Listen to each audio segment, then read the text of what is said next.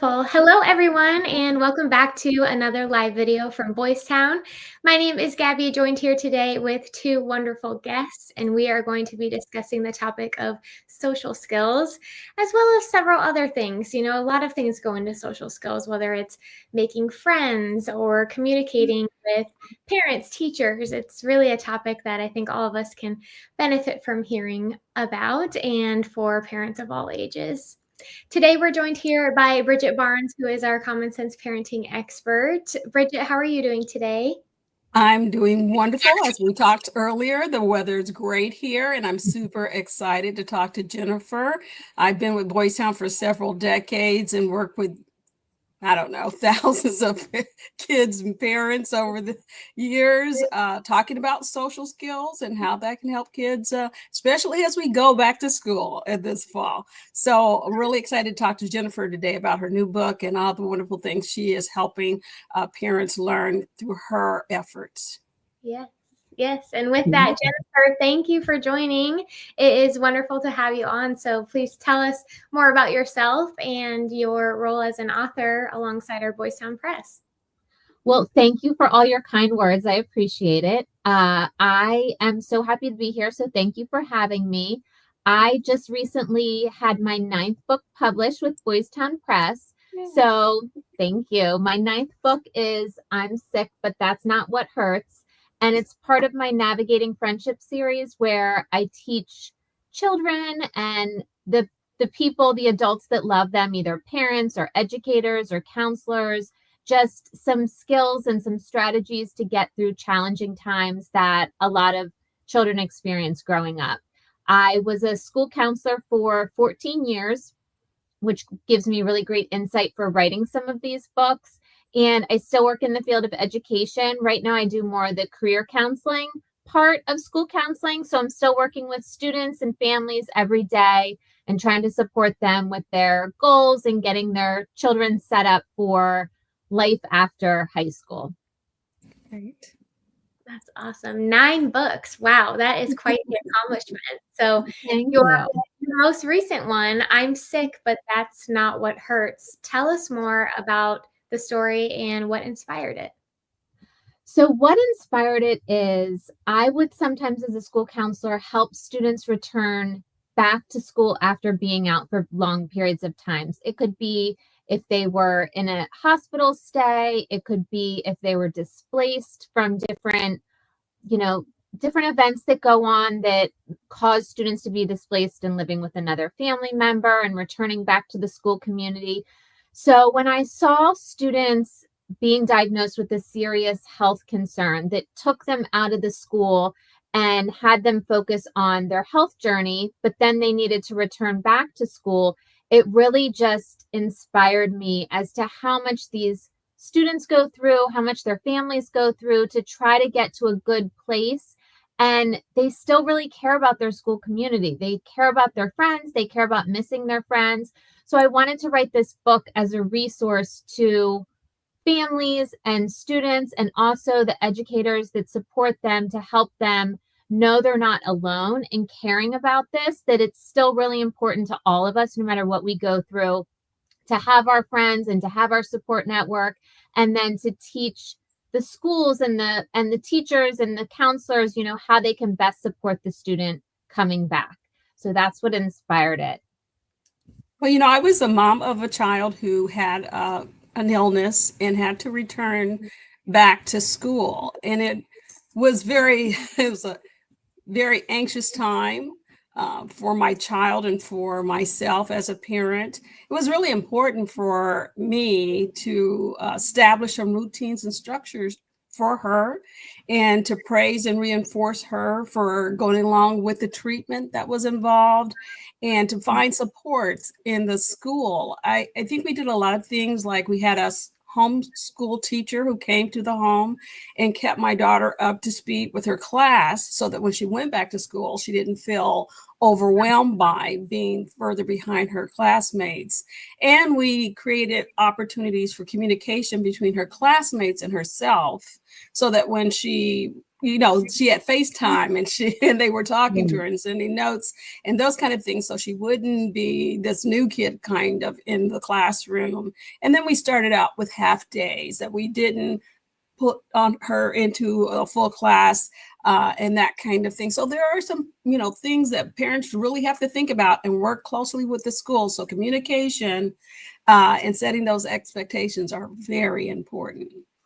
Yes, I agree. I agree. And there's so many ways that the school can help. And the examples you gave are great because there's so many things that schools can do to help the child acclimate back into the school community and feel more supported and make it an easier process for them. So, Yeah. Yeah. So if a child has had an absence from school for any of the reasons we mentioned, whether it's, medical or any other reason we talked about, what are the first few steps that parents should take when reaching out to the school to figure out what are those resources and how can they help my child during this transition? so I would think the first step would be to contact either the school nurse or the school counselor, whoever you've been working with, to share information about what your child has been going through and talk through some of the options available at school. So in the book, I had the school counselor go into the classroom and meet with the students and talk about this child's diagnosis, some of the physical changes that resulted from the diagnosis to prepare the students for the child's return. But that's something as a parent that you want to think about. What do you feel comfortable the school knowing? So if you're talking with the school nurse or the school counselor, you can share all of the information, all the information that you feel comfortable, and then you can say what information you specifically feel comfortable with the whole group of teachers or everyone knowing. So you can talk through that with the school nurse or the school counselor. So I think they're a really great resource too, because they can say, oh, it would help the teachers to know this, or, that's private. They don't need to know that. So they can kind of help you as a parent because they've had experience with other students who've had to come back and encounter similar situations. So I would look to the school to offer some guidance on this. I'm definitely with Jennifer on that. My experience with working with the school nurse and counselor was that keeping in mind that the teacher's there for the entire classroom and not just my child as well. And so we got her an educational mentor, someone in the classroom that I trusted and they trusted to be there, that she could go to hold hands or whatever the case may be.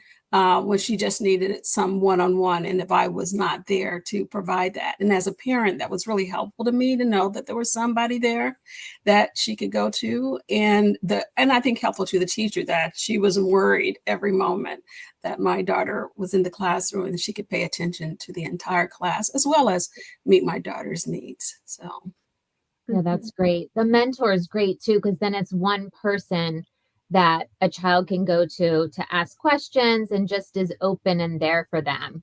When I had a really young student, I think they were in third grade, return back, we had a system where, and this was a situation where the student had to be out because of a death of a parent, which I think is also hard for the kids to know how to support that child. They had a little box on their desk, and when the box was closed, that meant they didn't want to talk about it and didn't want extra hugs or reinforcement or encouragement. And when the box was open, then that meant like they needed a little bit more love and help and support, and maybe they just were feeling down. So it was another way for the student to signal what they needed to the class, so that the kids, because I feel like even as adults, it's hard to know what people need and hard to support them, and you want to do your best and support them. But it's good when the school can work with parents and children to help them have those signals, like either a student mentor or any kind of way to let the kids know how to support their friend who's been going through something hard. Definitely. And at the beginning, you mentioned some kids may face anxiety when going back after a break. So that is a really good concrete example of, no one's second guessing of whether it's a teacher or peers, what should I do with this classmate or friend of mine when there is a clear indicator? So that's Mm. one great example. I'm thinking too, how can we help prepare our child when, let's say, they come back after a break and they're at recess and some kids are asking, why were you missing school or why were you gone? And maybe it's a situation where they're not comfortable talking about the details. How can we prepare kids for that? Well, I think the best way to prepare your child is to talk openly about that the students are gonna, or the other kids are gonna feel curious about it, that it's not mean-spirited, but they're just curious and they want to help. And no one ever says things perfectly all the time. Even as an adult, sometimes we don't say things the perfect way. So just to have the grace with the other students, and then to also role play some common questions that they might get, so that they can share, with the role play with their parents, saying something like, I'm not really comfortable talking about it right now, or whatever their personality, whatever feels right to them. And then their parent can give them feedback and say, oh, that was a little too harsh. Like, maybe let's try it again, because maybe they won't have something in their head that they're ready to say perfectly the first time they role play. So it might take some practice with the parent to, or guardian, to say, okay, this is how you could say it a little bit better that you won't hurt someone's feelings, when they were just trying to reach out and show they care and be supportive, but they also want to honor their needs too. They don't need to talk about it all the time if that's just going to hurt them, and they just need some quiet time and just want to feel like, just a kid with everyone else in that situation. Yeah, I agree that, teaching kids how to kind of look at themselves in a positive way so that others see them that way when they're not feeling well. My daughter had to wear a patch over her eye. And of course, everybody's going to ask you about this patch, Right. right? And so we use humor, like, I get to be a pirate whenever I want.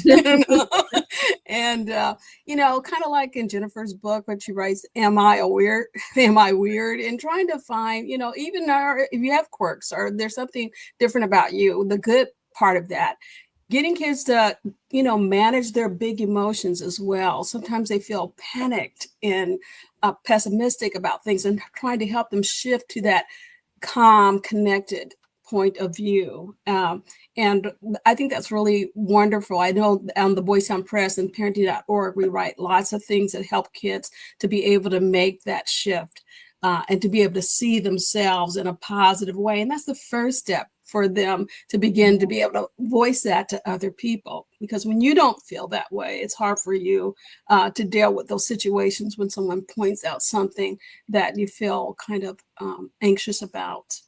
Mm-hmm.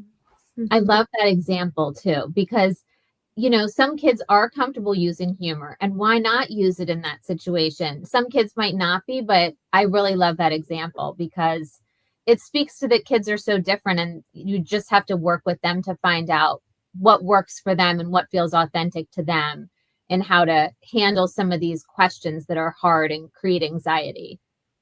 Yeah, I think I really had to watch my anxiety. I think a lot of times the parents' anxiety about putting this child back in the classroom around other kids, that she could feel that in me. I really believe that was kind of, I really had to check myself so I wouldn't wreck myself in that situation and help her. So getting support for yourself as a parent also.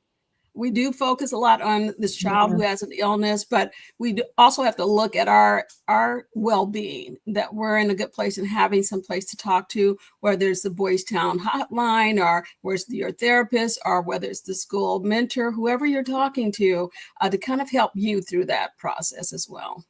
That's really good advice too, because as parents, we feel it. We want our kids to be happy, especially if they're, we've just been through something with them that's been very stressful and we've been worried about them. Now we're even more worried about them. So it's like, it's hard as a parent to take the step back and take care of yourself, but that's really important too. Right. That's a great point. Yeah. Yeah. And I like a lot what you said of, especially when we're teaching social skills, when we're prepping a child to go back to school, whether it's the beginning of school or a break, like we discussed, being authentic to ourselves and kind of building that confidence to, okay, I can go back to school and I can, chat with my friends at recess and make this a good experience for myself. So, when doing that, sometimes when we're thinking of being authentic, it can kind of lean into a bit of a comparison game. So, when kids compare themselves when going back to school, sometimes it's social, sometimes it's academic. How can parents help them stay confident in who they are? I feel like I would tell a child that confidence is something that you build in yourself, situation by situation, positive choice, authentic choice one at a time that helps to give you confidence in who you are and that you're taking care of yourself and you're having good boundaries and you're knowing your value and worth. And I feel like it's normal to compare yourself, but just know as a child, I would tell a child that it's normal to feel a little bit nervous going back into this environment and even a little bit jealous of all the experiences that the kids got to have without you. It's normal to be, if they talk about a field trip or they talk about something silly that happened last year, it's normal to feel like, oh, like you're not really included in that. So I would just be very honest with a child about that.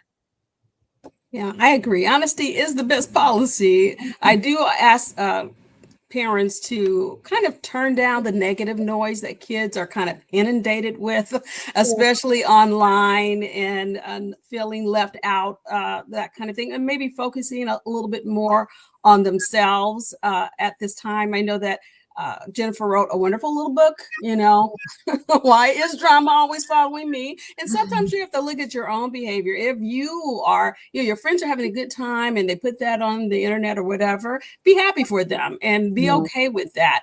And assess your own flaws. Are you putting people down when they share their ideals or their experiences?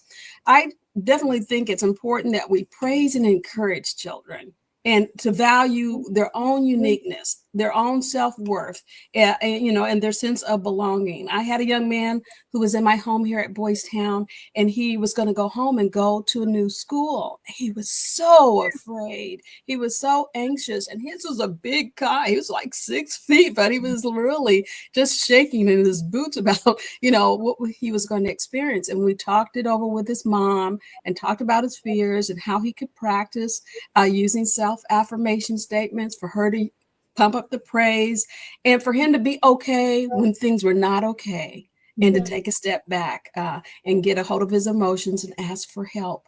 And I think those kind of things help kids get through some of the big emotions that they might experience at school or at home or anywhere. Yeah, I love those points. And like you mentioned, my other book, Am I Weird? It's like, don't expect yourself to click with every single kid and don't expect yourself to be invited to every single thing. It's impossible for any person to click with every single kid or to be invited to every single event. So give yourself that grace, know that, you're your own person and it's okay to find your group of people you feel comfortable with. And it doesn't have to be everyone. That's great advice. So how can parents support children in setting boundaries with peers, especially if they feel pressure to fit in, maybe after they've been gone for a while? So I think the boundaries are important to talk about with your child and, be open to your child sharing things with them. And of course, give them advice as situations happen and just talk about the healthy boundaries of any friendship. You don't want your child coming back and just being so, I want to say desperate, but there's probably a better word for it, but just so desperate to feel a part of everything that they're letting themselves be treated badly. You want to make sure that you're explaining about positive boundaries and how important it is to have healthy friendships, because if they have these unhealthy friendships, that's going to bring a lot of negativity to their life and a lot of stress and a lot of undue worry and things like that, as opposed to if they take the time and have healthy boundaries and share what hurts their feelings if situations like that come up, then they'll have friendships that feel good to them and feel more comfortable. Yeah, I think, being an active listener as a parent is important, not always trying to jump in and solve the problem. for your child, and just talking to them, providing that safe space for them to talk about the difference between positive and negative peer pressure and their own unique boundaries. What are those things? And we don't sometimes spend the time talking about what those things are, and not trying to, as I said before, add to their own anxieties with your emotions, but creating that safe space for them just to talk to you and to build the confidence when they are in situations that are kind of pressure by other kids. So I think when parents are alert to their kids, that a boundary's been broken here. My kid is acting out in a different way than he has before, and taking the time to really talk to them and allowing them to talk to you, to listen more than you talk. Yes. And Jennifer, when you were talking about, making sure that our kids are cultivating friendships where they are valued and are feeling like, okay, my friend is treating me well. Mhm. What do we do if, maybe they come home from school after an extended break or just back to school in general and say, Sally on the playground wasn't too nice to me today, or I felt kind of kicked down a little bit emotionally by Joey. How do we handle those situations? So, like you were saying earlier, I feel like you definitely give your child a voice. You don't kind of talk at them and say, "Oh, I'm sure it was fine." Give them a voice and allow them the space to talk about what happened and why that felt that way, and if they did anything to solve it. Sometimes parents, like you guys were saying, just want to rush in and solve it. We're like, oh, I know how to fix this, but it's like it really does take time to hear everything that was going on. Did a couple things happen leading up to recess that put already like a bad taste in their mouth, and they were already feeling a little bit hurt and sensitive, and then this final thing happened? Those are important pieces to know, because sometimes, especially with kids and their interactions, sometimes it doesn't sound so serious, but all of us growing up, we know that you can kind of get the feeling even from a couple of little statements. Like, I've had kids say to me, because I'll say, well, why don't you just talk to them? Just include yourself in the conversation. And they'll say, well, I talk and then no one responds. And so it's like sometimes some of those little things are enough to make a child feel not included and not wanted in the social group or the social situation. So I think just taking the time and really letting them share what happened and why they were feeling that way, and like the interactions leading up to it and what they did. I think that's a really important piece. And then I forgot what you asked after that. I got on this like soapbox talking about how important that is, but Yeah. No, that's okay. And it ties back to what we're talking about with role playing, because sometimes when you think just of the word like social skills and how to teach them and develop them, they take practice. I mean, they yeah, take practice even for adults. So what would you do if a child said, I talk and no one replies? I I think mean, I would go ahead. go ahead.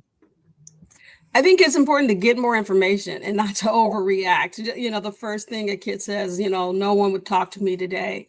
Okay, Yeah. well, tell me more about that, using some open-ended questions, some closed-ended questions. So specifically, what did you do when that happened? And then what could you do? Some follow-up questions. What could you do tomorrow to make that different? I tell kids all the time, it's okay to be a good listener in a conversation. Maybe you're not always going to be the one leading the conversation. Maybe you're going to nod your head and go, oh, okay, what else? And ask questions, and not, everybody focuses on you. It's important that parents circle back to when their kids share something's going on in school that I feel uncomfortable with, or I feel left out. And maybe that's really happening. Maybe kids are really doing that. And then kind of circle back with the child and try to figure out how you can move forward, how you can maybe focus on yourself and be okay that maybe I'm going to be alone. I'm going to have this time by myself, figuring out what I like and getting into things that I like to do so I can meet like-minded kids and make better relationships. Maybe the group you're hanging around with isn't your group. It could be that. Yeah, that's true. Mhm. Yeah. And I think too, when thinking about social skills, a lot of examples we've talked about today have related to friendships and peers because that's a lot of the time when we're using these social skills. But I'm curious to know from the both of you, from having kids from early age all the way, Bridget raising them up to adulthood and through the Food Home program. How important are social skills when it comes to kids growing up, getting jobs in their professional life that we can talk with parents on thinking ahead about? Extremely important. That's why we have wonderful people like Jennifer writing these 9 books. I mean, it is something that all of us need, and we saw that during COVID. And when we came back from that, not being able to have the social interactions with people and how much that affected us. I think when children are very young, I tried to, practice with them using pretend. Like when my daughter first went back to school, we were put a bunch of stuffed animals around that represented the kids in the room, and she was supposed to come in and introduce herself. And I remember her telling me that she saw Johnny and she said he was the bear. And so, creating that, or like if you have a middle schooler, you could go and visit the school and visit their educational mentor, or have a play date before school starts for that transition. Or if you have a high schooler, oh my gosh, we have these calm down cards at the Boys Town Press that, sometimes our kids get really anxious around that age. And so getting those cards give you different little things that kids can practice doing to calm themselves down. Our high school kids watch a movie, and we were talking earlier about the Netflix movie that's out about peer pressure, online peer pressure, and then talking about that, or read a book, maybe Jennifer's, and talk about those situations that kids might feel pressured about and how to handle that. It's really just having that open door with kids and allowing them. This is a safe place that you can talk to me, that we can say what's on our minds without feeling judged in any way, shape, or form. And parents saying it when you don't have all the answers. I don't have the answers to this, but we can definitely work together to find those answers for you. Yes. Yes. And when children tell stories about their interactions too, like letting them see, as we were talking about before, how they could be interpreted, like they probably are just saying things and they don't know that that might be hurtful to another child or hurtful to an adult. Even sometimes students say things to their teachers or their counselors and they just think they're just being a kid and it doesn't have any consequences. But that relates to the work world too. It's like how you treat people is just kind of a pattern. So they want to learn how to treat people with respect, regardless of if they're, one of the closest people they have in the school or someone maybe they don't get along with. It's still very important to treat people with respect. So I think that's really important to model as a caring adult in any child's life. So just kind of jumping into those situations and say like, well, how would you feel if someone said that to you? That might hurt your feelings. Or how do you think the teacher felt? Like, I feel like I'm telling kids all the time, these teachers love their subject material. They love talking about math or English. And when you just are very like dismissive or standoffish, it hurts their feelings. They put so much work into it. Sometimes I feel like it's important for kids to remember that adults are people too. Like adults have feelings too. We can't just like take everything and not have it affect us. So I think just sharing those messages as they come up too, so that kids can think about their behavior too. They're feeling what they're going on inside of their body, but it's like all the people that they interact with too are dealing with their own set of issues and maybe have sensitive days or days that they're feeling tired. So just being sensitive to everyone and respectful to everyone. And I feel like social skills are taught little by little as the situations come up rather than one big situation. So anytime you can see an opportunity to interject the situation from another person's perspective, I think that's very helpful to kids because they don't always see that. They don't always take themselves out of the situation and see how the other person could have been feeling. And Jennifer, I wanted to ask you, I had a parent in my common sense parenting class. So we do common sense parenting classes, just so of our listeners don't know, that are available online. So you can go anytime to learn more about these social skills that we've been talking about.